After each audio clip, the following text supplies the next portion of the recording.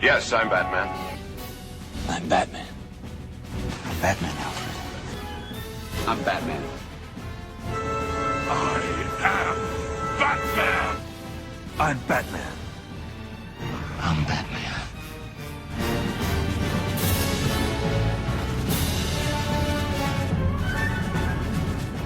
Greetings, Bat Family. Welcome back to Holy BatCast, brought to you by Real Fans for Real Movies.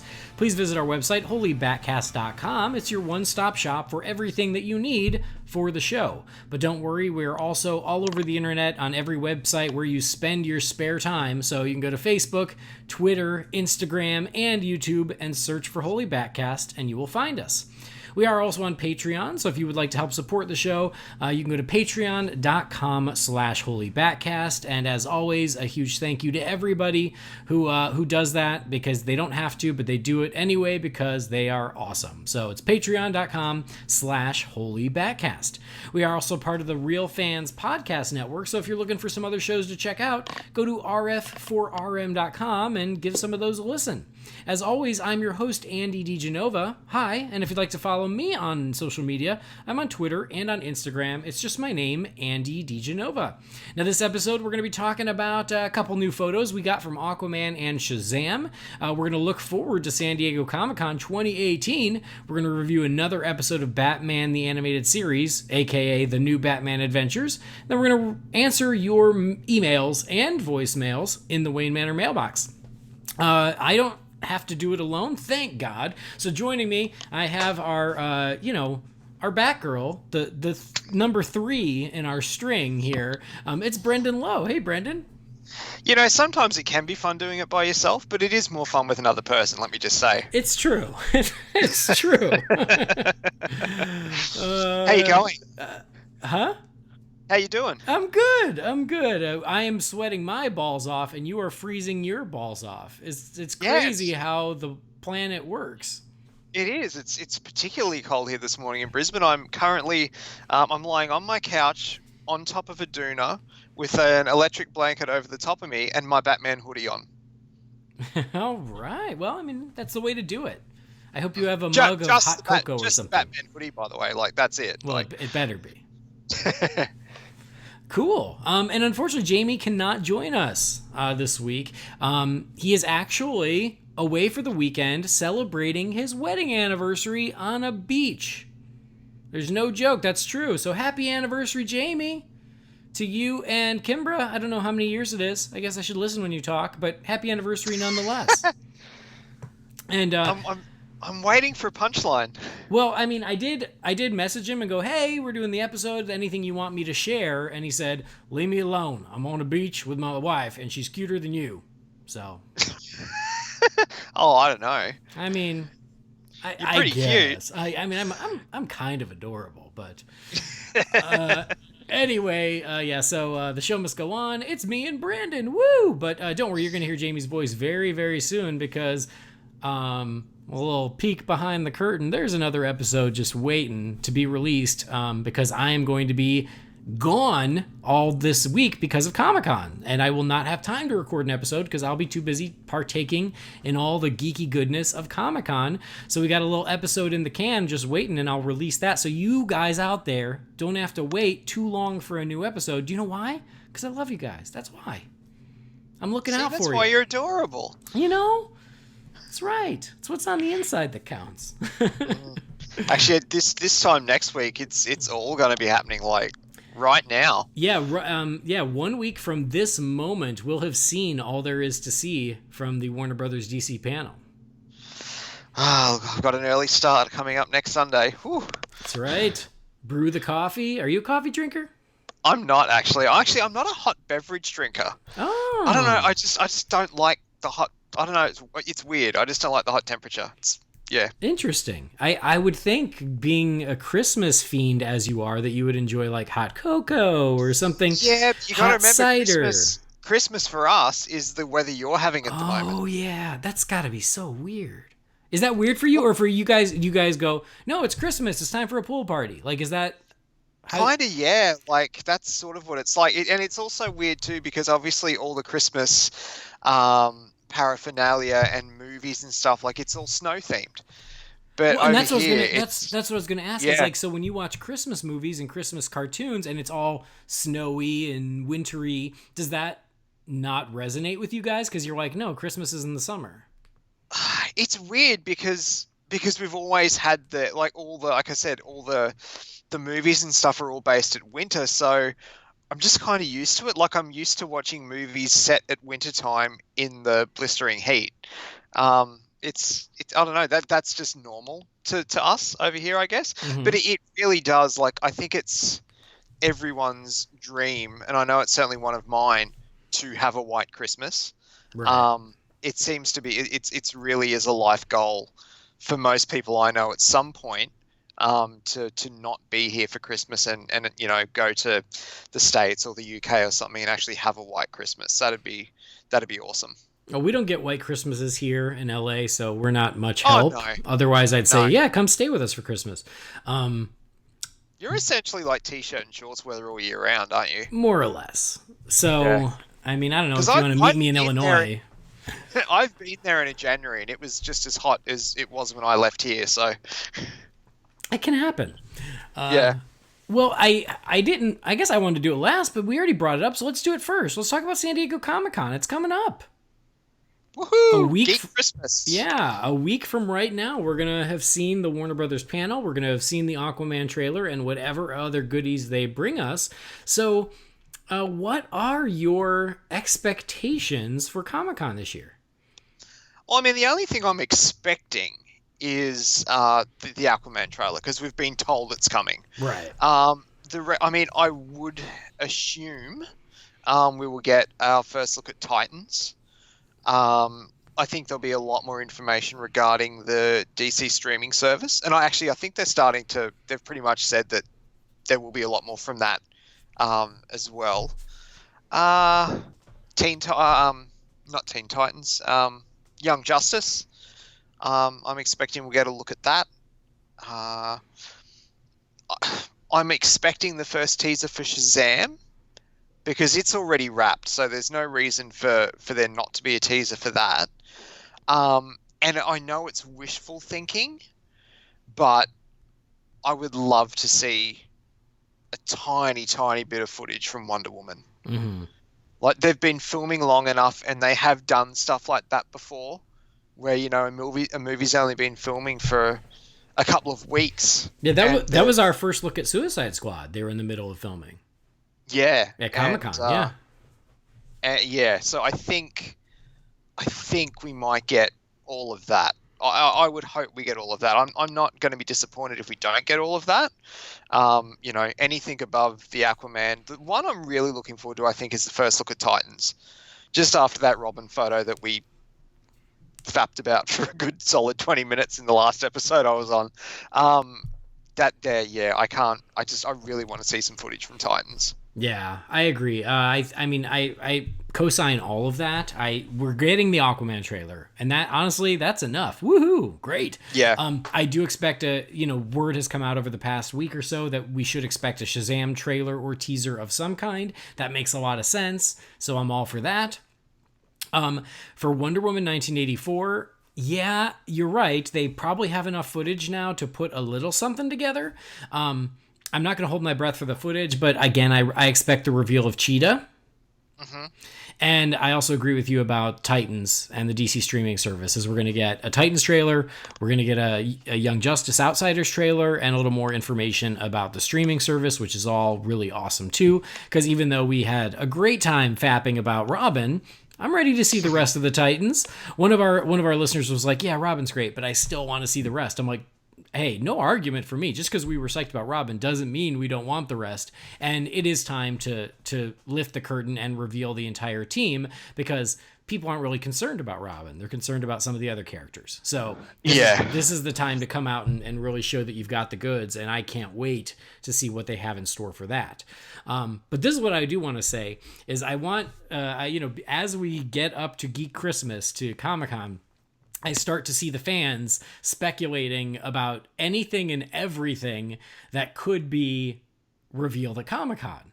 And I just want to put like a friendly little disclaimer out there to manage your expectations. I know that we want all the things. Of course we want all the things, but we're not going to get all the things. So just please be realistic about what may or may not come out of Comic-Con. Because I've heard people go, oh, Ben's going to come out on stage and announce that he's still Batman. Or he's going to come out with Matt Reeves and they're going to announce that they're doing a trilogy together.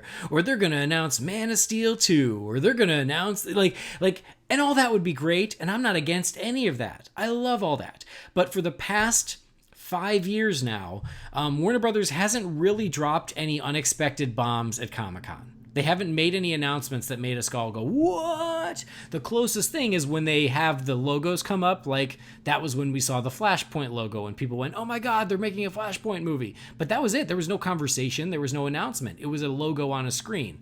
And that's already been put on the back burner anyway. Exactly. And same thing with like Green Lantern Corps. I mean, we know Green Lantern Corps is in active development, but they haven't come out and just announced something massive since the announcement of Batman vs. Superman in 2013. I was about to say, yeah, the only one was 2013. Exactly. So I get the wanting all of some unexpected bomb to drop. I get it. And I mean, and I guess I'm even resistant to say it out loud, but a lot of the fans are like, they're going to announce the Snyder Cut.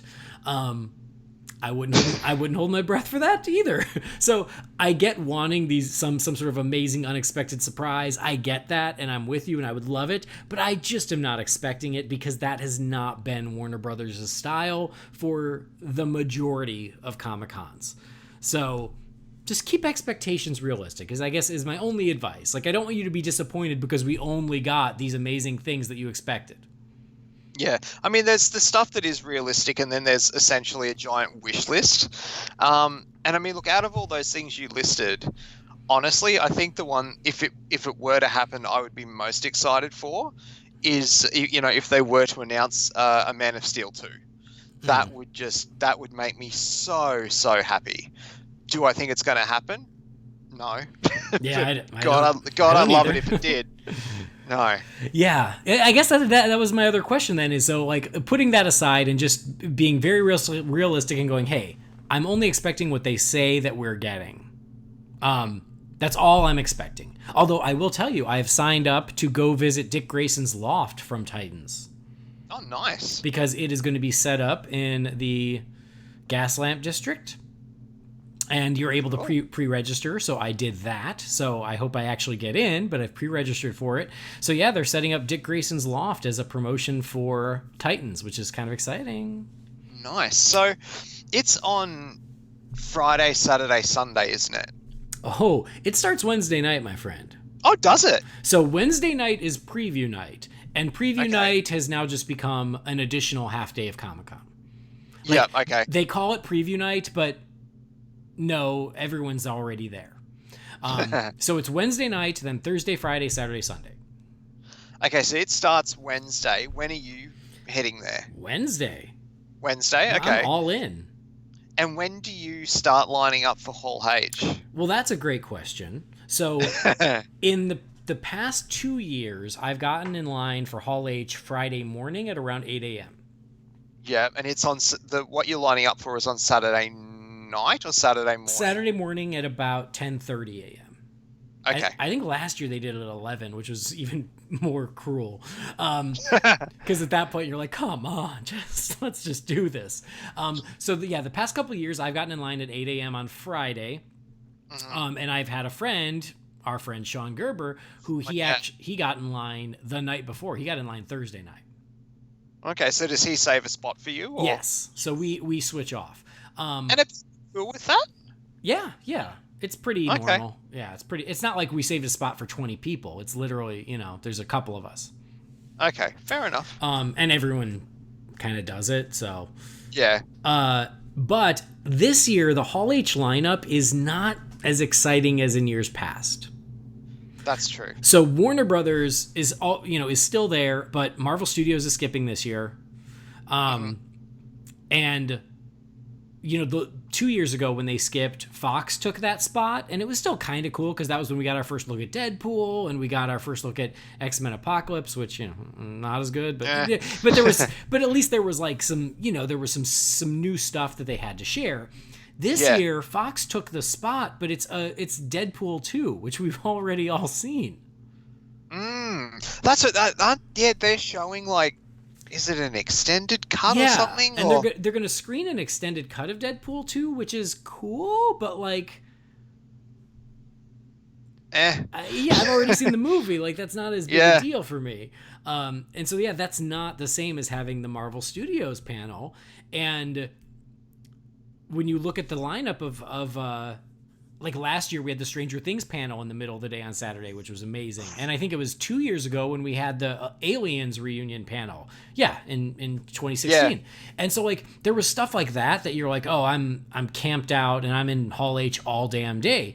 And this year after WB, I'm kind of good. Because what follows it? Is it just Fox or? No, though there's a whole day of programming.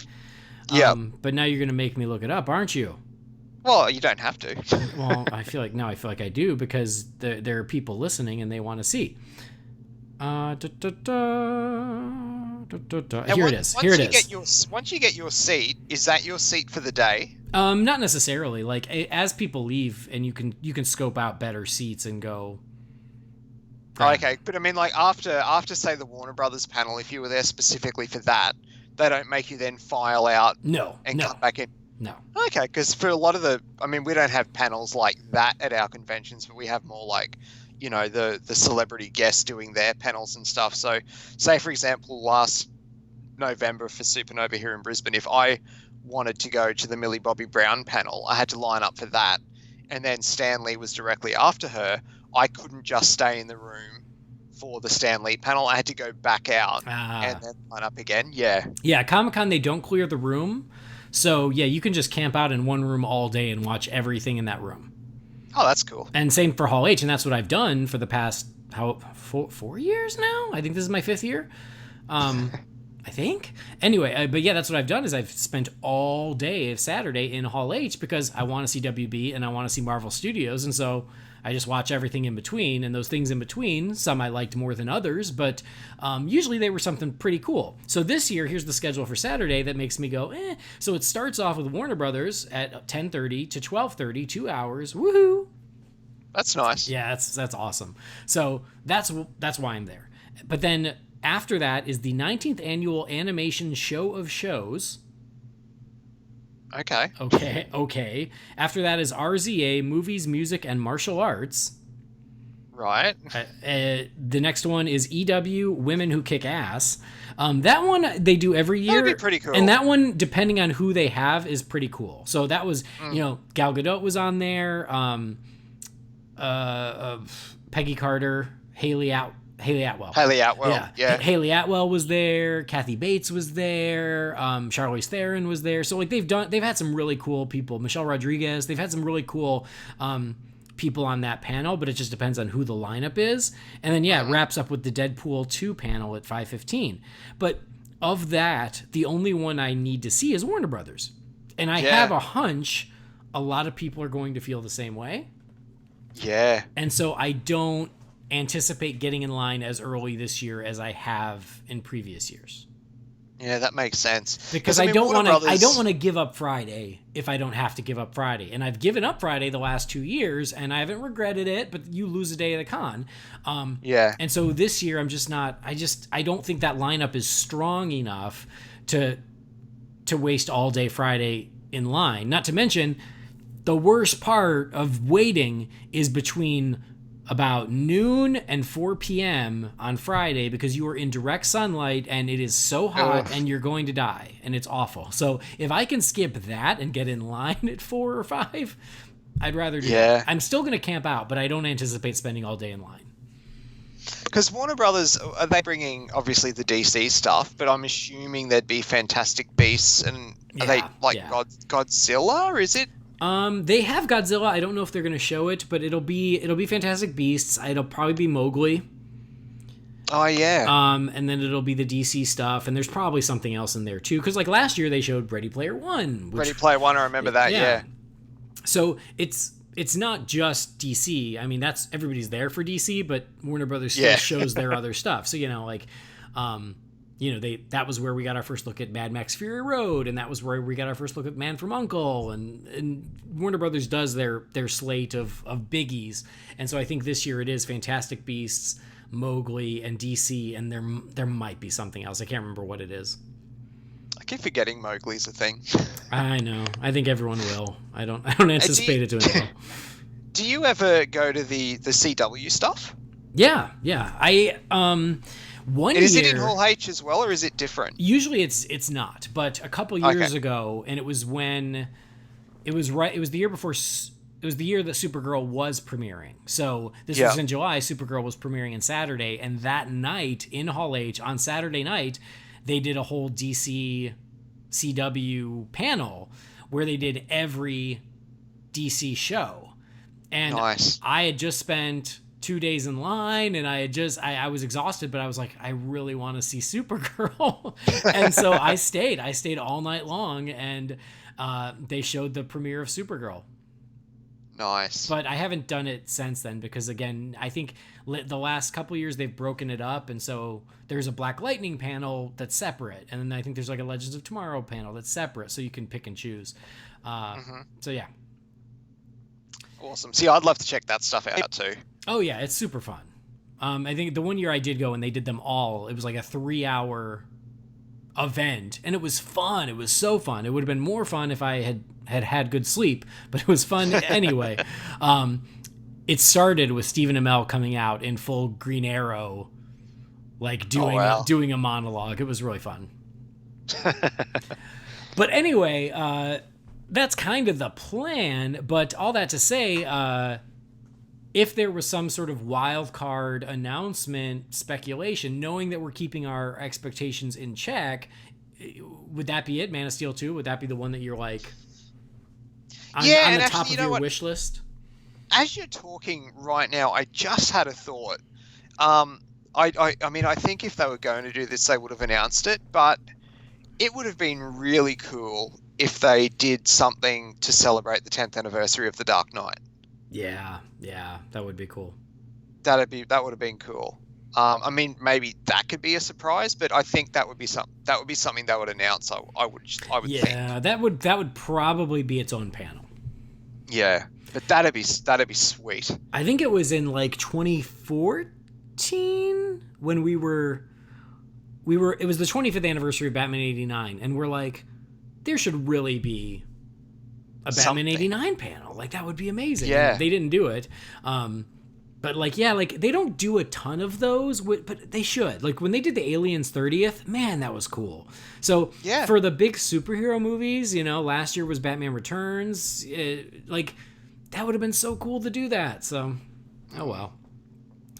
And 10 years for Dark Knight would be amazing, but doesn't look like that's happening. I celebrated it yesterday. Good. I haven't celebrated it yet. Sat down and watched the trilogy just all the way through one sitting. I saw that. Did you have snacks and you made a day of it? Well, I didn't start it till later in the afternoon. So, I say all the way through. I did have to pause Dark Knight just after Rachel died. Spoilers. What? And I jumped in and had a shower and to help Jess cook dinner and stuff, and then ate dinner while I watched the rest of it. But yeah, aside from that, it was just like one after the other all the way through. Nice, very cool. Sounds like a hell of a day. It was a good afternoon. Started around 2:00 and finished around 10:30. I haven't done that since the night The Dark Knight Rises opened. Well, I keep forgetting because I kept saying this is the first time I've done this, and then people are like, "Oh, I did it the night Dark Knight Rises came out," and I'm like, shit, actually, this is the second time I've done it because I keep forgetting that I watched the other two movies before Dark Knight Rises at midnight. See? This is the first time at home all the way through because there were breaks between the movies and stuff, and yeah. Very cool. So yeah, we're planning a little celebration for the Dark Knight's 10th, but it's gonna come a little late because As we're recording this, today is what, the 14th? Yeah, for us it's the 14th. Yeah, for you, it's the 15th. Yeah. For you, it's the 15th. So yeah, our anniversary celebration is going to come a little late because I think it opened on the 18th, if I'm remembering correctly. Yeah, from memory, I got it on the 16th because we're obviously a day ahead. We get our movies on a Thursday. So it was meant to debut here on the 17th. And then 2 or so weeks before it was coming out, all of a sudden they were like, actually, no, it's going to premiere on the 16th. It came out on the Wednesday. Yeah, so I got to see it a day earlier than I thought I would. It was the 16th I got to see it. So tomorrow will actually be 10 years to the day. Ah, very nice. Cool. Anyway, yeah, that would be super cool. I mean, I would just love I would love an update on the Batman, whatever that might be, whether it be Matt Reeves just coming out and talking, whether it be Ben, whether it be whoever the new Batman is, whatever that is, I would love an update on the Batman. I'm super excited about that.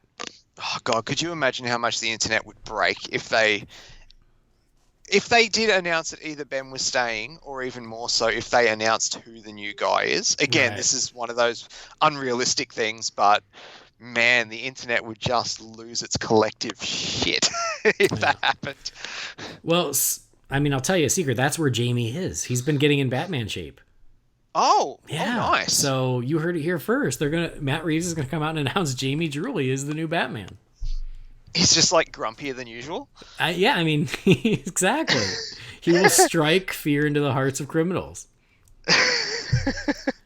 And some people have been speculating that, like, oh, maybe they'll do something with Todd Phillips and Joaquin Phoenix, because guess what? This week was official. The movie is greenlit. Joaquin Phoenix has finally publicly said, okay, yeah, I'm doing it. And I think what he said was, I said I would do it because it scares the shit out of me. And so they are a go. And so I don't expect them to be at Comic-Con. It would be cool if they did, but it doesn't seem like the movie that would be. We might, maybe they would say, hey, yeah, this is coming, and it is going to be DC Dark or DC Black or whatever they're going to call this new label. But that is official. So I when this initially hit, I was like, I don't think it'll ever happen. Well, F me, it's happening. It is greenlit, $55 million budget, shooting in 2 months in September. It's not far away. We're going to have this Joker movie. I mean, we're not going to have it in 2 months, but we're going to have it eventually because they're going to start shooting in 2 months. Yeah, for better or for worse, it's coming. Yeah, it's crazy. So, I mean, it is what it is. I think we've talked about it. I think we see eye to eye. It wouldn't be our first choice. We don't think it's needed. But of course we're going to go see it opening night, and hell, like maybe they can surprise us and blow us away. So, it's not one where I'm like, oh God, thank God, a dream come true. But I'm like, hey, there's certainly opportunity for them to impress me, and great, like maybe it'll be awesome. Yep. We are totally eye to eye on that one. And here's something that I thought of that made me feel a little better about the whole thing is I have continuously wanted a comics accurate Joker on screen. Mm-hmm. And I still feel I've never really gotten that. I love Jack Nicholson's I love Jack Nicholson's Joker, and it's probably the closest, but not quite. I love Heath Ledger's Joker, but again, it's not off the page. It is a very different, unique take on the Joker. I like Jared Leto's Joker, and I really, when he was announced, I thought we were going to get Killing Joke Joker because he looks like him, and they didn't do that. They did this other gangster tattooed grill version of it, so I still didn't get a comics accurate Joker. So I'm still waiting for one, and I'm like, hey, well, here's another opportunity for me to be disappointed. Or maybe, they'll nail it, and I'll go, okay, well, hey, now that's a Joker I've been reading my whole life. Yeah. It is just very... Now that the general audience is so used to everything being interconnected, thanks to what Marvel's been able to do very successfully and what DC has been doing, whether you like it or not, I think it could confuse people. I think that's fair. But I like I said, I'm the same as you. Like it's not something I would have asked for. I don't like the Joker really having an origin. I having rewatched The Dark Knight yesterday for the first time in probably a good 2 years. Something I love about that version of the character is just that he just is. There is no origin there. It's a really tricky one. The Batman fan in me is looking forward to it. The overall movie fan, I guess, in me is kind of like, But again, like you said, I'll be there opening day, and it's probably going to be one of those things. I'll be semi looking forward to it, and then I'll see the first trailer, and it could be amazing, and I'll be like, "Yep, I'm all in. Take my money." Like, exactly. Yeah. Like once we start getting photos and trailers, it's going to be a lot easier to get excited. Yeah. Because right now we just have this very vague description and we know who's going to be playing the part, but we don't know much else. And so until we start seeing what this movie looks and feels like, that's when I think we can start getting excited and everything. But right now it's like, okay, so be it. And we'll don't wait get and me see. wrong, like it is one I want to be excited for. Like I'm not saying I want to be proven wrong, but I want it to be really good, and I want to be excited about it. At the end of the day, I want to love it, and I want it to be well received. Yeah, absolutely. I agree. And maybe they'll blow us away. And I'm totally open to that. So that's exciting, and we'll see that as it progresses. And we talked about for Comic-Con, we're going to get probably a teaser for Shazam. And so Entertainment Weekly has done this, I think it's their annual Comic-Con preview issue, which is like our first looks at a bunch of stuff. A lot of it superhero based, a lot of it not superhero based, but like all this, it's right now we're in the middle of the pop culture whirlwind. And so we got another look at Shazam. And so we have Zachary Levi as Shazam with his best buddy out front of like a 7-Eleven drinking soda pop, because apparently this Shazam really likes soda pop. Actually, yeah, I just thought of that. 2 photos we've seen he's been drinking. I'd never made that connection. The 2 official photos are both they're both him enjoying a frosty beverage. So what'd you think of this photo? I liked it. I know this is a family movie, so I know why they didn't do this, but part of me was just like, if this was real world, they would so be drinking beer. Like, he's old enough to buy, yeah. He's old enough to buy it, yeah. Like, but I can understand why they're not going to plaster the first official image of, essentially 2 kids knocking back a beer. Right, that could be seen, not in a positive light. Look, I liked it. I thought it was cool. It's not a lot to go on again. It's not. I'd never made the connection that the both photos we've seen have been him drinking. That's funny. I liked it fine. There's not a hell of a lot to read into. It's just a really cool photo of Zachary Levi who looks just like Shazam. So right. I like it. Yeah, I mean, I think he looks great. And they certainly seem to be embracing the goofy, fun charm of the character. And so, yeah, I'm all for it. I think it's awesome. It's funny, when they announced who was going to be playing Billy Batson, I was a little bummed that it wasn't the kid from It. Finn Wolfhard? No, not that one. I don't like him nearly as much as you do. Okay. The other one. I think he's a bit of a turd, but he is a turd. That's exactly. I just always pictured him as Billy Batson. But I know everybody wanted him. It's don't worry, I'm getting there. It is Jack Dylan Grazer who played Eddie in It. And I was like, because he was my favorite in It. I loved him. And I was like, he should be Billy Batson. And then they announced Asher Angel, and I was like, bummer. But then they announced Jack Dylan Grazer as Billy's best friend. And now that and that's who's chugging drinks with Shazam in the photo. And I went, you know what? This is actually better, because half the movie, Billy Batson's not going to be around. It's a bigger part to get Shazam's best friend. That's true. So I was actually like, I'm like, oh, actually, it turned out even better because this kid is awesome. I loved him in it, and he's going to be the one hanging out with Shazam, where Billy Batson is just going to be, in the Shadow Realm, waiting to get transformed back, or wherever he goes when Shazam takes over.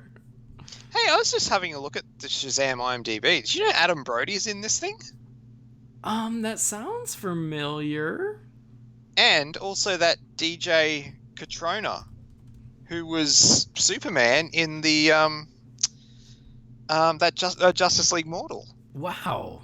So they're hiring all the people who didn't get to do Justice League Mortal? Yeah, so there's 2 Justice League Mortal cast in there. Huh. I'll be damned. Yeah, I see that, but we don't know who they're playing. No. Interesting. And then we also found out this week that Djimon Hounsou is going to be taking over the role as the Wizard in Shazam. Yes. Taking over? Yeah, apparently they had already cast someone else. And really? And then the schedule changed, and that other actor couldn't do it, and so that's why they cast Djimon Hounsou. And I don't know if I'm saying his name right, but that's how I've always said it. You're saying it better than what I would. We'll go with it. But yeah, he's taking over as the Wizard, which is kind of cool. And here's what's really exciting. He's already part of the DC family because he's going to be an Aquaman. He is. And so we also got a first look of him in Aquaman as the Fisherman King. You were just killing it with the segues today, my friend. Well, thank you. So yeah, he is going to be in Aquaman as the Fisherman King, and although we already got a bunch of first looks at Aquaman, what was that, a few weeks ago, we got another first look here at some of the other residents of the Seven Kingdoms. And so, yeah, we've got him and his queen and the princess and a member of the royal guard, and he's green, he's wearing gold armor, he's got his own trident. His wife, she is blue, they're fishy, they've got fins. And what did you think of this first look here, Brendan? I'm wondering if he's going to have a love affair with someone on land, and they can have sex in a room full of water, and I hope so. I thought it looked cool. Like it looks very mystical, and I mean it looks like it's part of that world. No pun intended, actually. Yeah, it looks great. Look at this trident. Isn't it neat? Wouldn't you think my collection's complete? You got where I was going with that. No, I think it looks cool. Oh, it's so cool. I love it. I love it so much. And here's, like, he is so just embracing the underwater fantasy movie that I've always wanted to see my entire life. This was the movie I've never had before. Yeah, this is the movie I wanted like Disney's Atlantis to be, and it wasn't. And I wanted this. And so like to see these cool creature designs and how fantastical they are and how neat they are and how comic booky they are, I love it. And here's the cool thing about this. Half of this is practical. Yep. So apparently from like the waist up ish, it's just prosthetics and makeup, and then instead of legs they have tails. You don't see it in the picture, but they all have tails. They're mer people. That's CG, but like this looks amazing to be practical. God, I can't wait to see the trailer for this movie. I know. Forget the movie. I can't wait to see the trailer for this movie. It's amazing. And so yeah, apparently what we find out is that King Orm is going to this Fisherman King, who I've never heard of the Fisherman King. Have you heard of the Fisherman King? I've heard of Robin Williams as the Fisher King. Okay, close enough. Okay. I've heard of the Gordon Fisherman. Okay. I've also heard of the Fisherman from I Know You Did Last Summer, but I don't think this is him. Okay. But we anyway, have a lozenge over here called Fisherman's Friend. Oh, okay, excellent. Apparently, Orm is going to meet with him because he wants to declare war on the surface world, and he's trying to get the other kingdoms on board. Okay, that makes sense. That's what we got here. But yeah, like the design work, the makeup work is just, to me, so freaking cool. I love it so much. Yeah, it looks really cool. Although, like I said, when I first saw it, I did think The Shape of Water. Kinda, but he's got like the big fin on his head, and I don't know. Yeah. No, bring it on. Can it be next Sunday already? I want to see the trailer. Well, let's not rush it. So yeah, I think this is amazing. So yeah, like keeping Jimon Hansu fed through the different DC movies. I can't wait to hear him playing the Riddler in the Batman. Well, I mean, he does like to play both sides of the fence too. Oh yeah, because he's Guardians. Yep. And he's also, did he voice Black Panther or something in an animated thing, or? I think that sounds right. And I remember he was also in Constantine too. I want to say the movie, not the show, the movie. Right. I want to say he's also going to be in Captain Marvel. Well, he is. For the same character from Guardians, right? He's going to be in Captain Marvel. Oh, you mean Shazam? No, he's. Oh yes. Like, yes. Like, is he going to be in both Captain Marvel movies? He's in Captain Marvel and Shazam. He is, yeah, because I just checked it out on IMDb. Weird. That's funny. Yeah, good for him. It's good work if you can get it. Hell yeah. Hell yeah. I wouldn't say no. So anyway, exciting stuff, cool little things that we got to see, and we're going to see even more over the next week, which is super exciting. But again, I'm throwing out the disclaimer to all you fine folks. Just keep expectations in check. Like, don't expect the world. You're going to get tons of cool stuff, and that's going to be awesome. And we're not entitled to any of it. I am. Just remember that. They don't have to show us anything. Whatever they show us, we should just be thankful for. Yeah, so it'll be exciting. All right, very cool. But we've got to somehow tide ourselves over while we wait for the big, exciting stuff to come. And there's no shortage of Batman stuff, so we watch it at home while we wait for new Batman stuff and new DC stuff. So it's time for us to look at the very next episode of the new Batman Adventures.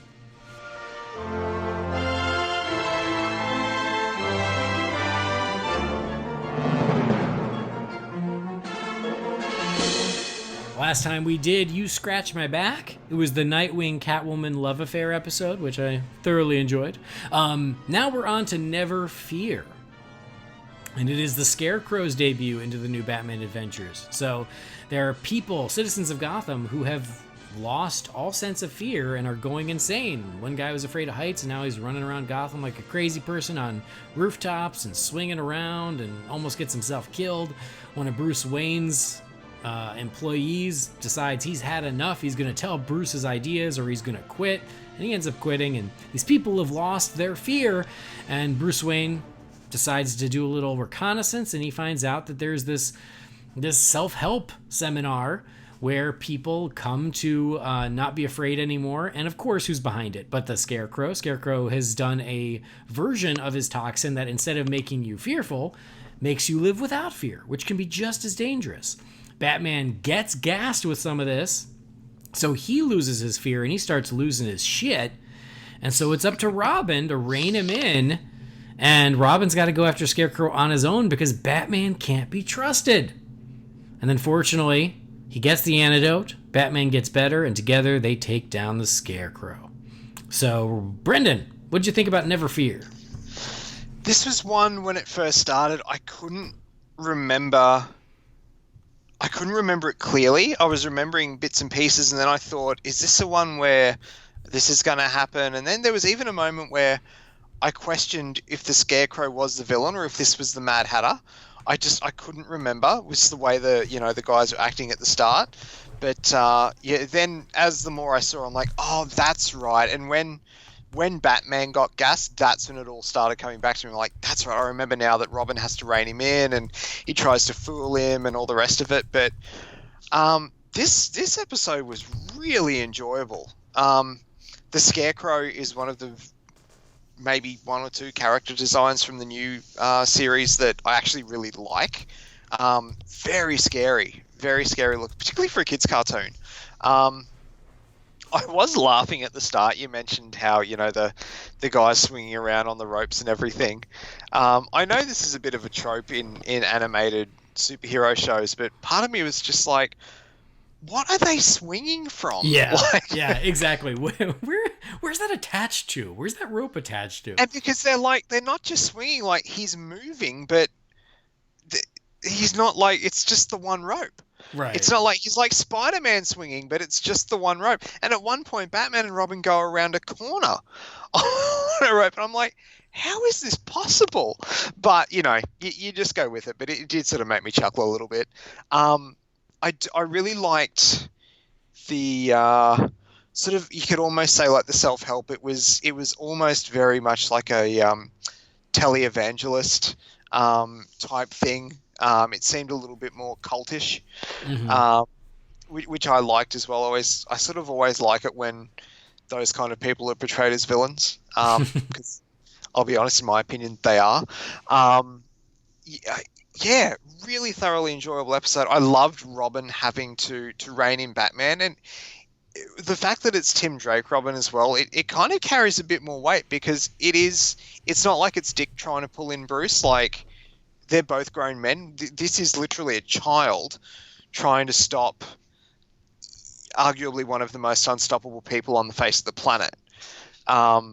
And he does a pretty good job of doing it. You know, and even when Batman tries to talk him around and go, you know, look, I can handle it.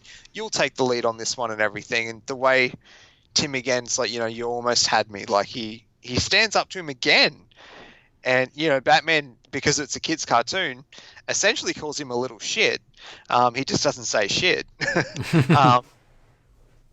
I genuinely really enjoyed watching this episode. It was great.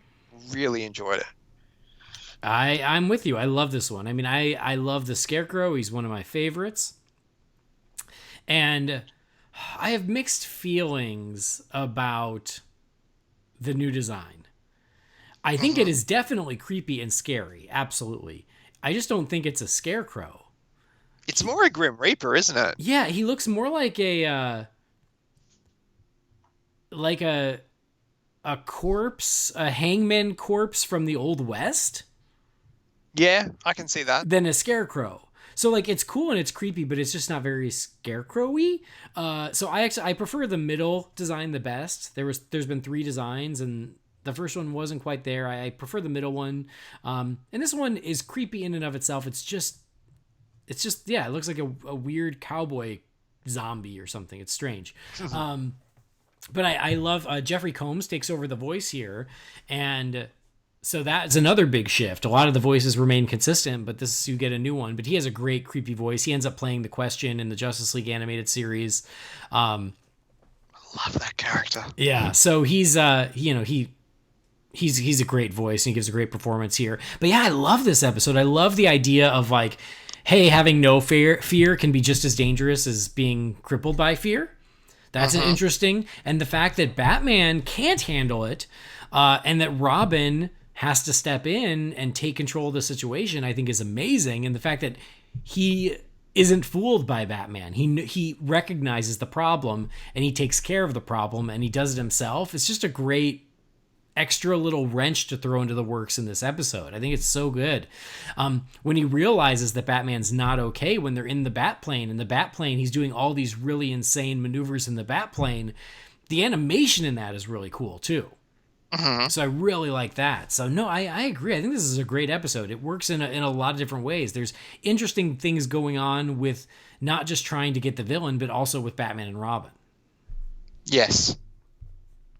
So yeah, it's a good one.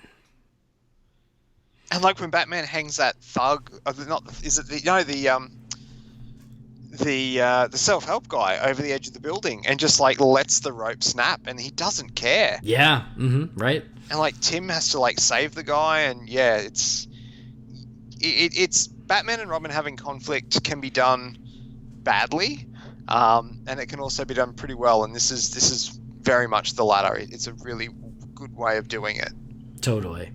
Yeah, this is a really good one. So awesome. Letter grade for this one, Brendan. This would be a big A for me. Same. A. Never fear. I like it. So yeah, check that one out. It is definitely worth it. It's a great Scarecrow episode. Next one up, ooh, this is a good one, is Joker's Millions. That's a good one. It is a good one. Although that one, it might be a while before we talk about that one, because I feel like our post-Comic-Con episode, there might not be time to talk about animated series. So we'll see. We'll get to it when we get to it. But yeah, if you're following along, the next one is Joker's Millions. And so now we're going to check in to see what you all have to say. We're going to crack open the Wayne Manor mailbox. It's time again for the Wayne Manor mailbox. You've got mail. Darren, what is a letter for me? Maybe temporary. She wrote a letter. You're one hell of a messenger. This is all, Master Wayne. All right, first message here comes from Mark Bickford. It says, "Hey, Andy, Jamie, and our friend, the Vanilla Thunder from Down Under." Okay, fair enough. That's you. How do you know what my wife calls me? Well, let's leave that there. If you guys didn't put your videos on the internet, maybe.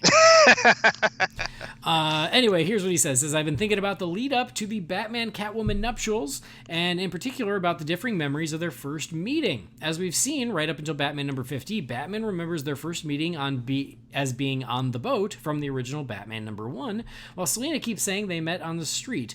I'd like to hear your thoughts on my theory as to why they remember it differently.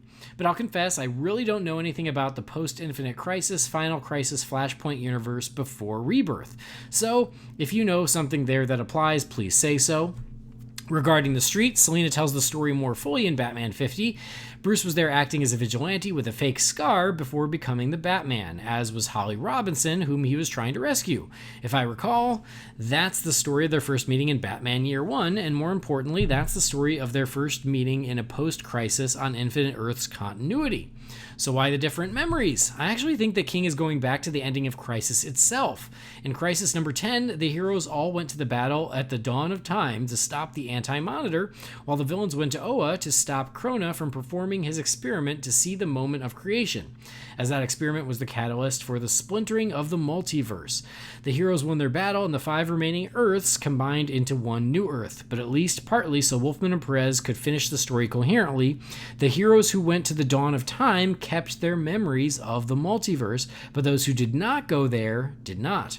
So my theory is Batman, as he is being written today, is the combined form of the hero from the original Earth 1 and Earth 2, as well as New Earth, and whatever things are called post-Flashpoint. Thanks to his presence at the dawn of time, he actually remembers the original multiverse and his entire timeline going back to Detective number 27, so his first memory of Catwoman would be the Golden Age version. Selina didn't go to the dawn of time, she doesn't remember the multiverse, and remembers her first meeting in the post-Crisis version. I'd love to hear what you think of this reasoning. As said, I don't really know any of what happened between 1996 and Rebirth, so if you find folks can correct my reasoning with better data, please do so. I apologize for the long letter, but I think that's an inevitable consequence of trying to untangle DC history. Thanks for the great podcast, and keep your bat signal shining brightly. Regards, Mark. It's a lot, Mark. Sorry, I missed that. Can you start again? Nope. I sure can't. Mark, sounds good to me. Yeah, I got nothing. I stopped reading Rebirth over a year ago, so I have no point of reference. I'm reading it, but I mean that's as good an explanation as any. You've put more thought into it than I have. I just am like, okay, they're acknowledging both different origins. Fine, comics, multiverse. I respect the thought you've put into it, and so I'm gonna go with you, Mark. But thank you for the message. Next message here is from Brian B. It says, "Hey guys, I've been devouring the Detective Comics run. I've been thinking about the future of Batman. Do you think the new Batman films should go full-blown Bat family with an established Nightwing, Tim Drake Robin, and Batgirl? I think it could be an interesting way to create a fresh take on Batman." Also, this is a comment for Andy. I'm not sure if you're a fan of Bill Simmons' podcast, but I gotta laugh when you dropped the Jaws 2 review on RF for RM the same day that Bill Simmons dropped a Jaws retrospective. Both were fantastic, but I'll be rewatching them in the next few weeks. As always, thanks for the hard work. Brian, thank you for the message. I don't know Bill Simmons' podcast. I don't know who that is, but hey, great minds, I guess. I'm glad you liked the Jaws 2 episode of Real Fans for Real Movies. As for the Batman films going full-on Bat Family, Brendan, thoughts? Hell yes. That is something I really, really would like to see, because it's something we haven't had before. He's right. It would really give the next series a bit of a different flavor. And we've had the solo Batman. We've had him for not including like the Affleck movies. Even we've had solo Batman for 5 films. And I mean, he's pretty much solo for most of Batman Forever as well. Like, it's been done, and it's been done well. I'm ready for something else. I would really like to see Nightwing, definitely, someone we've never had on the big screen before. I would like to see a comics accurate Robin. I want to see Batgirl, because we've never had her in a movie before. As far as I can remember, anyway. I mean, technically. Yeah, because she wasn't Barbara Gordon. Doesn't count. Oh, okay. Yeah, same as, was it Patient Phillips? That doesn't count either as Catwoman. I really, really want to see like an extended Bat family. I don't know if I'd go as far as Detective with like Batwoman and Clayface and stuff. I think that would be too much. But definitely Batman, Robin, Batgirl, and Nightwing. Yeah, co-signed, all that, absolutely. Nightwing, Tim Drake Robin, Batgirl, for sure. You're right, it makes it special, it makes it unique, and it's all stuff that we've never really seen, and gives you a lot of potential to play with. So, yes, please. Next message here is from Stephen Marshall. It says, hey, Andy and Jamie, with Lawrence Fishburne's comments that he feels that he's unlikely to return for a Superman sequel. Do you think we may be in a soft reboot situation for Superman? By that, I mean similar to Batman Forever's original intention, which was to keep Keaton as Batman and recast a lot of the supporting roles. So with regards to Superman, I'm thinking maybe they'll keep Cavill and maybe Adams, but recast other supporting roles, such as Perry or Lex. Maybe they'll even call it Superman Rebirth to show that this is a fresh start. What do you think? Thanks for taking the time, and keep up the great work. With kind regards from England, Stephen. Brendan, what do you think? I don't care about the supporting characters that much. As long as they keep Cavill as Superman, that's all I care about. Honestly, I do not want any changes coming through Warner Brothers to mean that we lose him in that role. I love him as Superman. I really do. And we've really only gotten to that real Boy Scout version of the character now, post Justice League. And I want to see that writ large. I want to see a full movie of Cavill playing that Superman. If they recast supporting characters, so be it. I don't care. I don't think they will recast supporting characters. I think that Lawrence Fishburne's comments are more about there's not an active Superman sequel in development, and so he hasn't heard anything. I think that's all it is. I think that's how I took it. Yeah. I think if they were to do one, the cast would come back. I don't think they would recast Lex or Perry White. I think that if and when they decide to do one, you'll get the same team. It won't be until it's a hard reboot that you'll see a whole new cast. At least that's my thought. Next message here is from Kay Conroy, and it just says, I'm Batman. Huh. I want to believe that that's actually Kevin Conroy, but I have a doubt that it probably isn't.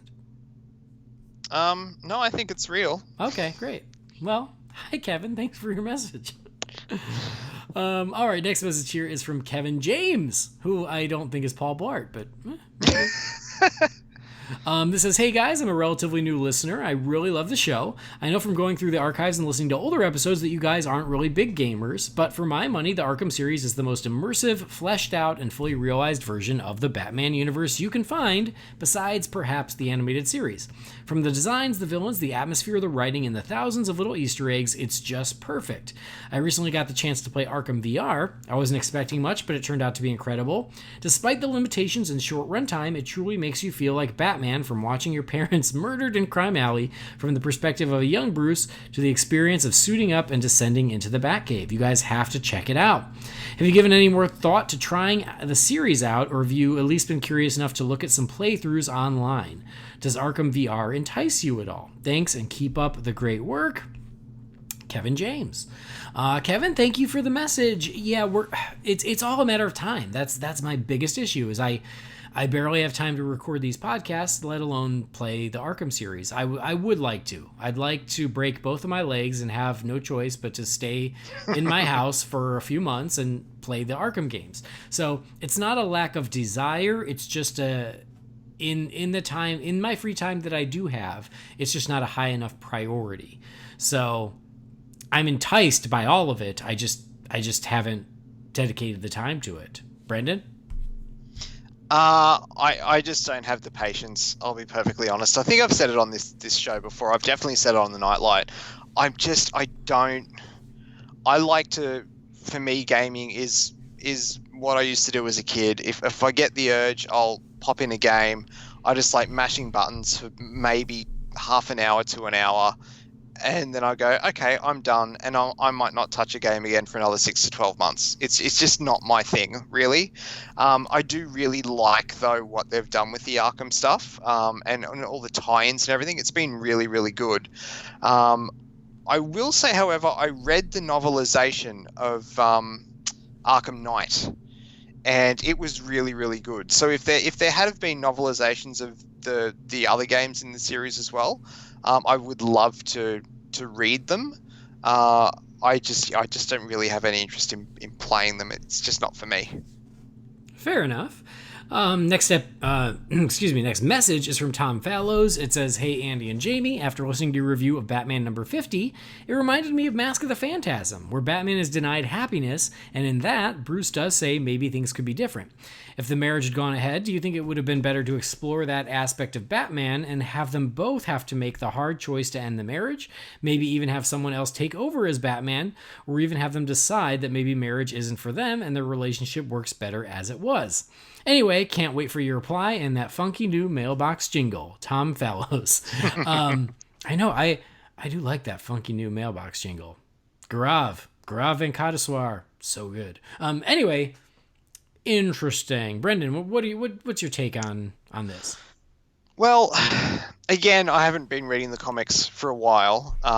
So I did listen to your episode because that's really all I know about issue 50, is what you and Jamie talked about last week. If I had have been reading the comics and it played out the way that it did, I got to be honest, I'd be pretty pissed off.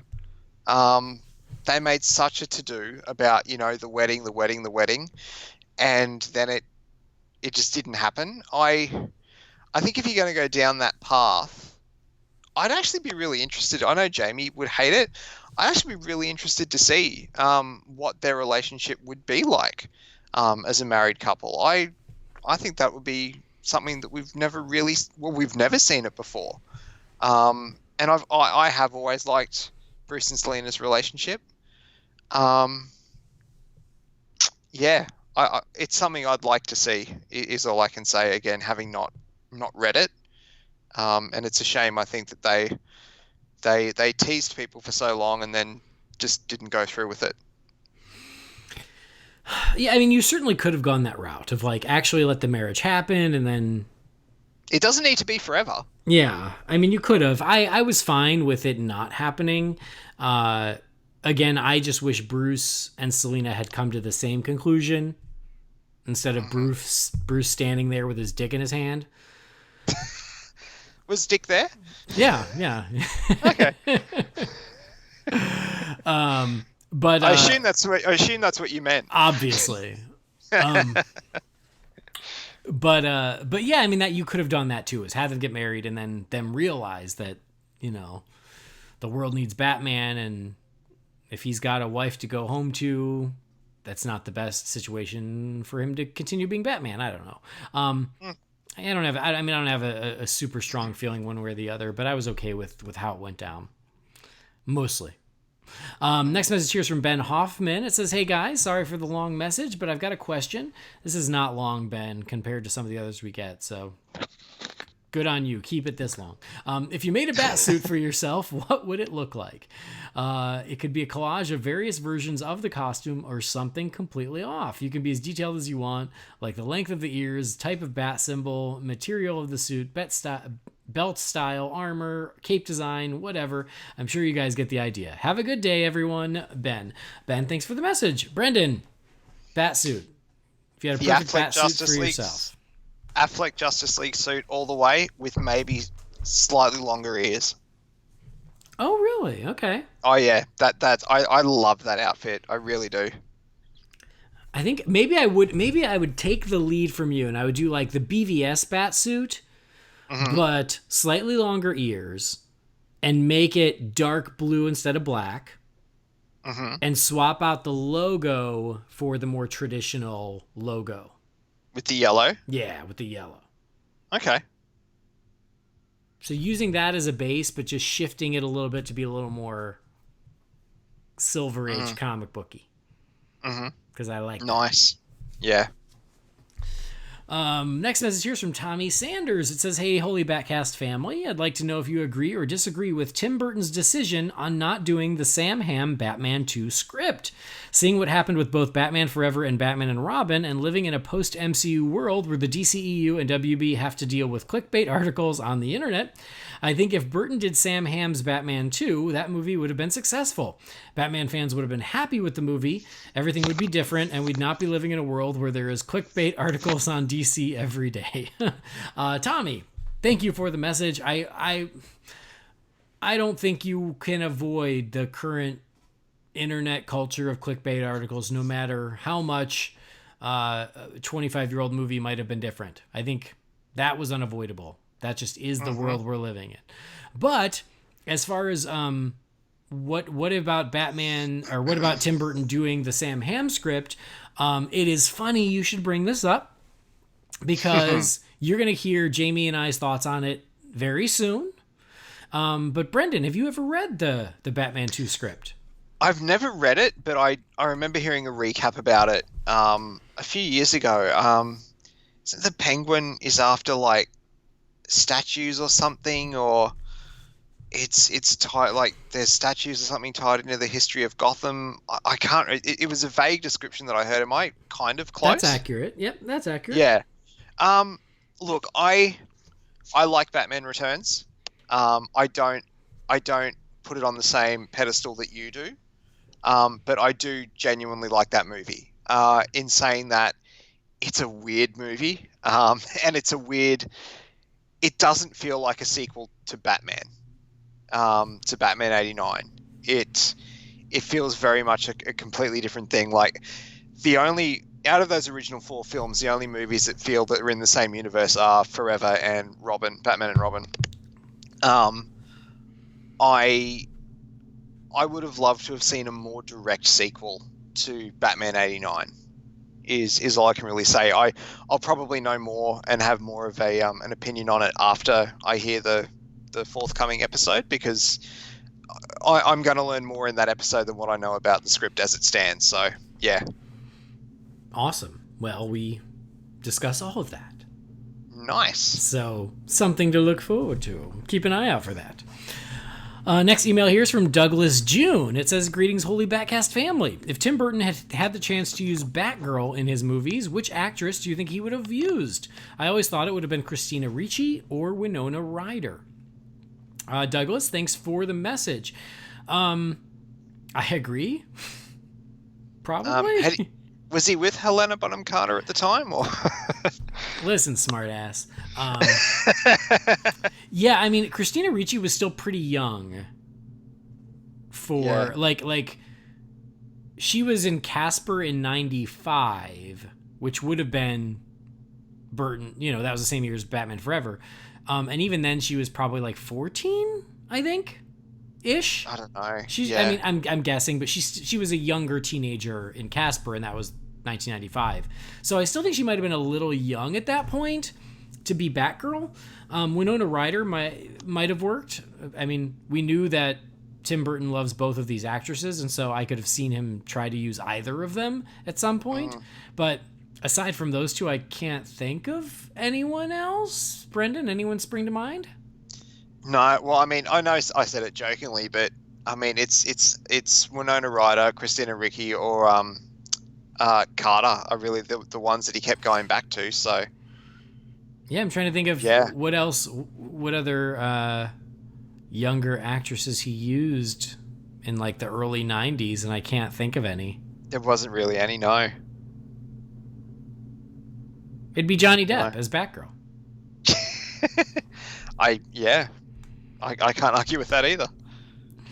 All right, next message here is from Ryan Lower. He says, "Hey, gentlemen, as I await new episodes, I like to go back through and listen to old episodes. Do you guys have a top 5 list? I'll provide mine. Number 1, Batman Forever. When Jamie says, 'This is getting weird,' I lose it every time."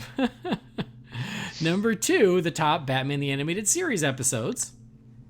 Number 3, the interview with Richard Citrone. Number 4, the Bat Villain Tournament. And number 5, the Dark Knight Returns / Hush. I always like it when you guys discuss comics. Perhaps for future episodes, you might discuss Dark Victory, Haunted Knight, or Batman Earth 1. Also, I will cast my vote to follow up Batman the Animated Series with The Batman. But what am I saying? You don't need any help with ideas. Keep up the great work and posting new episodes on Sundays. Thank you, Ryan. Top 5 episodes. Man, like, I don't know. I'm proud of all my children. I mean, we just talked. I really like our Batman Returns episode. I really like that one. I liked our Batman and Robin commentary. That was fun. I liked that one. Little hate fun. I liked our interview with Richard Citrone. I liked that one as well. Yeah, I mean, I'm just coming off the ones at the top of my head. I liked our Batman 89 2-parter. I had fun with that. I don't know. Yeah, all good stuff, I guess. I don't know. Brendan, thoughts? Actually, you mentioned Richard, and happy birthday to our Batman. It was his birthday yesterday, I think, from memory. Mm-hmm. I definitely the Richard Citrone episode. I really liked the Rachel Kimsey episode as well.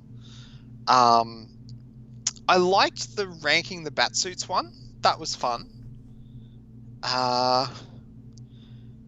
What was the one where you absolutely lost your shit?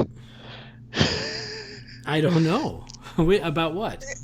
Like fandom overall. I can't remember if it was after. No, it wasn't after Justice League. It was sometime last year. It was about fandom. It was one where you just absolutely lost your shit and went on a good 10-minute rant. I don't know. That one was really cool purely for that. That's one of my favorite moments ever. I really liked actually really liked the BVS countdown episode. That was good. Like the one just before it came out. Mm-hmm. That was a lot of fun. And I mean, just for like personal too, I guess like my first one, the Under the Red Hood episode, that'll always hold a special place in my heart because that was just, kind of a one-off guest spot. And, it's led to a very strong friendship and bond with you and Jamie and a recurring role on a show that I never expected to happen. So, yeah. Nice, yeah, good call. Rachel Kimsey, of course. That one and Richard were like 2 weeks in a row, so that was a hell of a 2 weeks talking to. And we recorded them like 2 days apart too. Yeah, talking to Richard, then talking to Rachel, both really awesome people. So, yeah, I can't think of a top 5, but there have been a lot of highlights over the years. Probably one of the least favorites is the Under the Red Hood because then we got Brendan and we just can't get rid of him. I'm like a rash. Just like Guy Milks. All right, next message here is from Simon Spindledryer. It says, "Hey guys, I hope your 2018 is going well. I wanted to ask you if you understand the concerns about the Joaquin Phoenix Joker movie. It's a small budget take on a fantastic DC character and could very well be part of a new strategy that gives DC fans 2 big DC films and a smaller DC film every year. So my view is that if you don't like the Joker, you still have 2 other films to be excited about besides all the other DC content. It's a fantastic actor taking on an interesting character who we've seen twice in 10 years of cinema. And Suicide Squad, which I really enjoyed, has him for 15 minutes or less. I'm just excited for the film, DC Dark, if that's what the standalone label is, and the DCEU moving forward. Your takes? All the best, Simon." Simon, thanks for the message, and we covered this a little bit. I am not, I'm not trying to take away anyone's excitement who is excited for it. Again, it's not my top choice for a new DC film, but what I like, to your point, is it doesn't mean we're not getting other DC films, right? It's not like we're getting this and then we're missing out on Green Lantern or Flash or something. All those are still in the pipeline. So I get the people who are excited for it, and I also get the people who aren't excited for it. I see both sides, and as we talked about, I'm kind of in the middle, where I'm like, no, it wouldn't be my first choice, but I'll give it a chance. Brendan? Yeah, I actually kind of feel exactly the same way. I'm on the fence with it. I said before, I want it to be good. It's not something I would have picked. It's not something I'm overly excited for, but we know, SFA about it at the moment, so we can't judge. The only thing that I am holding out for, and that's probably not the right term. Anyway, I didn't mention this earlier. I think the fact that it is moving ahead, I'm hoping it's because there's a really good story to be told. Like they've come up with a really good idea, and because they have to be aware of the inevitable brand confusion and the fact that this is something out of the continuity of what they've been trying to set up and everything. So for them to really push ahead with it, I'm hoping it's because it's a really good story that they want to tell. Yeah, and something I didn't say earlier, but I probably said it a couple episodes ago, but I'll reiterate it, is the best thing about this movie is the budget. You're making this movie at $55 million, which is not a tiny, tiny budget, but it is a very reasonable budget. And so this movie doesn't have to be for everyone. It doesn't have to be this huge, massive tentpole release. It can just be what it is. And it'll be pretty easy to remain profitable with that. And I think that is so smart. That's such a smart approach for this. And as long as they keep that approach in some of these more experimental movies, that's awesome. And as I like to say, and it's become something of a motto, is, that's why they have menus at restaurants. If you loved Jared Leto's Joker and you don't want another Joker, skip the movie. It's all good. It's your life. Live it how you want. If you hated Jared Leto's Joker and you really want a new Joker and don't want to wait until Jared Leto retires, guess what? You're getting one. So you can, it depends on what you're interested in and what you want to see. If you're not into seeing another take on the Joker so soon, that's okay. We got your back. There's plenty else to watch. But if you're up for it, this is going to happen, and you can go check it out. And hopefully, as we said, they've got something really special up their sleeve, and hopefully we love it. Hopefully. We don't know. So we shall see. Next message here is from Michael Petzold. It says, "Hey, Andy, Jamie, Brendan, and whoever else. First, I want to tell you how much I love the podcast about Batman and the DC Universe. I equally enjoy listening to the others associated with RF for RM to get through my graveyard shifts at work. I was wondering if you guys ever read or plan on reviewing Nightfall and or Arkham Asylum. I love Nightfall because it features my favorite villain, Bane. The story also proves that Bane is not just a brainless Sasquatch on steroids, but methodical, and Batman is not invincible, even though he wishes he can be. Arkham Asylum, on the other hand, is odd to me, but I really like the unique artwork throughout the graphic novel, maybe because I'm an art kind of guy. In any case, keep up the great work, and I can't wait to hear your reactions to upcoming trailers and movies for the DCEU. From a fan who thought he knew a lot about Batman, Michael Petzold. Or just P to make it easier. Too bad I already tried. Michael, thank you for the message. I have read, of course, Nightfall and Arkham Asylum, and yeah, I do think that we will review them at some point on the show. And so I won't go into too much detail now, but yeah, I think those are both prime candidates to do a review episode on. Have you read both of those, Brendan? I've read Nightfall. I haven't read Arkham Asylum because I don't like Grant Morrison.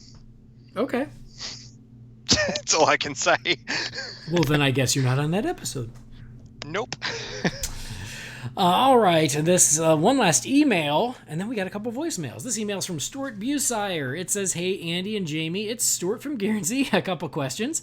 Is the Dark Knight review show coming up, seeing as today is the 10-year anniversary? Second, which trailer are you most looking forward to seeing at Comic-Con? Aquaman, Shazam, Titans, or Young Justice? I've been trying to figure out which one I'll be watching first, but you know what? I think it's going to be Titans, as that picture of Robin had me instantly hooked. Can't wait for DC material coming up. Hope you guys are doing well. Stuart, thank you for the message. Dark Knight episode coming up, yes, but again, a little bit after the anniversary. Hopefully you will forgive us. You kind of answered, Brendan, but which of all the trailers that we might get next week, which one is your number one?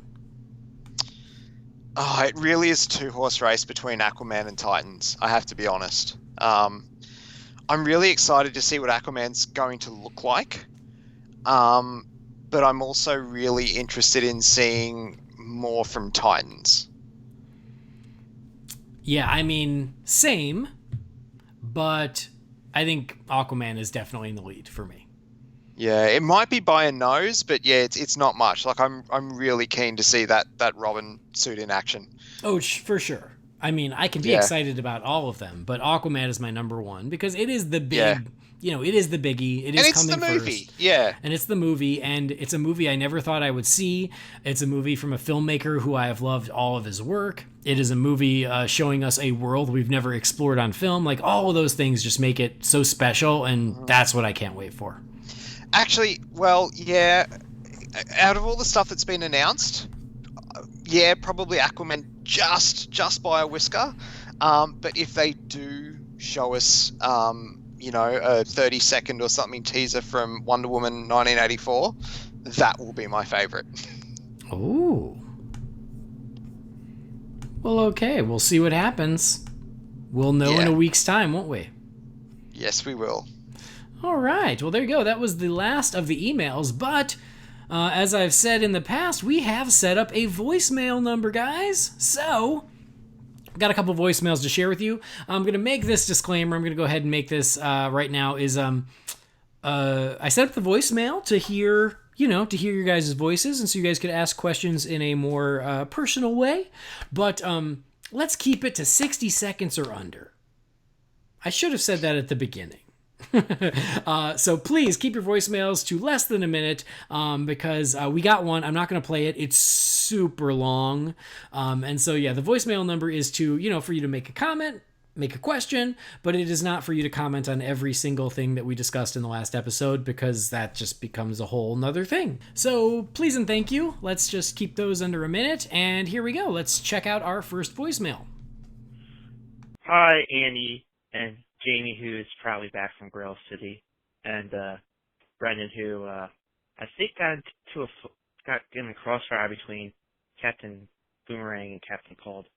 I really enjoyed this week's episode, even though I'm not really current on the Faber Batman comics. I'm still catching up. I mean, I just finally read the button, so it tells you how current I am. But in regards to what John's is doing next, I think he's supposedly doing the third volume of the Batman Earth 1 series, which I really enjoy. To some people, though I know it's very mixed among some people, but that's all I have to say. Keep up the great show, and this is from one of your loyal listeners, Jason Ritter. All right. All right, Jason Ritter, thank you so much for the call. Thanks for listening to our episode, and don't feel bad about being behind on your comics. It happens to the best of us. It happens to me all the time. It was only because we did an episode about the wedding that I caught up on all of my reading, so don't feel too bad. But thanks for listening, even if you haven't caught up. We appreciate that. Yeah, Jamie he's still in Gorilla City with the wife. Nothing says romantic getaway like an island full of gorillas. Oh, you know, Jamie would love it. Yeah, I mean, for him, that's an aphrodisiac. So his wife is like, hey, whatever works. Take what you can. I have heard that there is a King Kong costume in their closet. I can't confirm it, but that's what I've heard. I'm just curious to know which one wears it. You know what? Actually, Far what be it happens? from me. I live and let live. Whatever works in the Drooly household. Miss you, Jamie. Yeah. So anyway, Jason, thank you for the voicemail. We got another one here. So here we go. Hey, Holy BatCast, fellow podcaster and Bat fan, Giovanni Andrioli here. I wanted to send you a quick question. Batman has teamed up with tons of people in the past, whether it be Scooby-Doo, the Justice League, the Justice Society, Superman, or even the Teenage Mutant Ninja Turtles. I have one question. Who should he team up with next? Thanks. Can't wait to hear your thoughts. Keep up with the great work. All right. Thank you so much. I think that was Giovanni Andrioli. Thank you so much for the message. Yeah, Batman has teamed up with plenty over the years. Brendan, who should he team up with next? Oh, mate, this answer is so easy for me. I reckon you'll be able to guess it. Oh, yeah. Took me a second, but yeah. James Bond. Yeah, I'm not. Every day of the week. I'm not a big fan fiction fan, but a couple of years ago I did dip my toe in and started writing a Batman and Bond story myself. Of course you did. I it was just for a bit of fun. I never. Does it get really sexy? No, it doesn't. I tried to write it sort of in the Ian Fleming style, and I got sort of 2 or 3 chapters in. It wasn't too bad, but at the same time I was like, I'm not a writer. I don't know where to go with this, and yeah, I just stopped. But I would love to see a Batman and Bond team up. It would make me so happy, and it could totally work. But yeah, I'd give my left something to see that happen. Oh man, yeah, that seems like the correct answer for you. I would go with the Ninja Turtles, but that happened and it was awesome. I love that. So I'm going to take that as inspiration, and I think Batman should team up with He-Man. That's a very Andy answer. Yeah, see? So Bond is a very Brendan answer, and I say he should go to Eternia, team up with He-Man, and take on Skeletor and his minions. That's what I say. That'd work too. I'd also say Captain America. I know they've met in the past, but why not again? Yeah, why not? Yeah, I know it's happened at some point, but I've never read it, so do it now. So there you go. Thank you for the voicemail. Again, if you would like to leave us a voicemail, you can do that at 323-366-9246. Again, that is 323-366-9246. And yeah, keep it under a minute, just for everybody's sake. Thank you. But there you go. That's it for the Wayne Manor mailbox. If you've got any emails you'd like to send, you can send those to holybatcast@rf4rm.com. And that will wrap it up for this episode of the show. Brendan, always good to have you back. Thank you very much. I love being here, as you know, and I cannot wait for the events of this coming week. It's Geek Christmas. I know. Bring it on. I know. I have like a 2-day work week, so I'm like, I just got to get through those 2, and then off to San Diego I go. Nice. Cannot wait. But yeah, this is like Christmas Eve episode. Kind of is. Yeah. If the folks at home want to keep up with you, if they don't already, where can they do that? You can find me on Twitter at Loey007. Or you could check out my podcast, The Nightlight, at thenightlight.podbean.com. We released a new episode last week all about the 25th anniversary of Jurassic Park and Jurassic World Fallen Kingdom. So check that out. Yeah, I listened to that. I had like it? I had a lot of thoughts. Okay. But yes, I liked You're a big Jurassic Park fan. But I liked it. Cool. So yeah, check that out, and then I already told you where to find me, and that will do it for this episode of Holy BatCast. Thank you for downloading the show. Please do subscribe on iTunes. Also, please leave us a review on iTunes. We haven't gotten a new one in like a month, so now's your time. Please do that. Also, listen on Stitcher or wherever you get your podcasts. But most importantly, as Michael Keaton's Batman says, I want you to tell all your friends about me. Visit holybatcast.com. Don't forget to like our Holy BatCast page on Facebook. Follow us on Twitter and on Instagram at Holy BatCast. And again, if you've got an email, send that to holybatcast@rf4rm.com. Or if you'd like to leave a voicemail, it is 323-366-9246. But that'll do it for this episode. On behalf of Brendan and absentee Jamie, I've been your host, Andy DiGenova. We'll see you next time. Same bat time, same bat channel.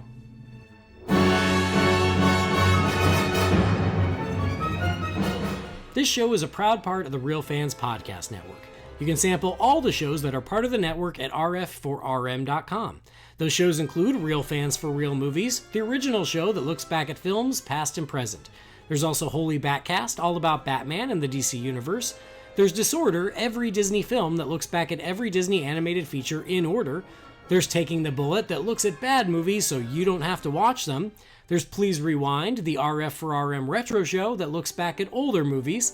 And finally, there's Grim Grinning Hosts, a salute to all pop culture, but mostly theme parks. Again, you can check out all these shows at rf4rm.com or search for them by name wherever you get your podcasts.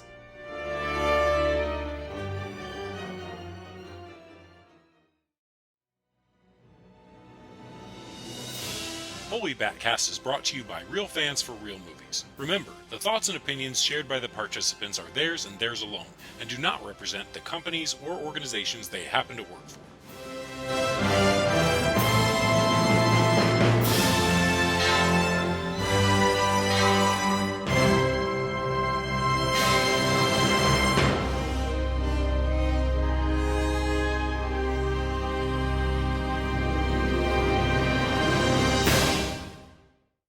Fear is the glue that holds society together.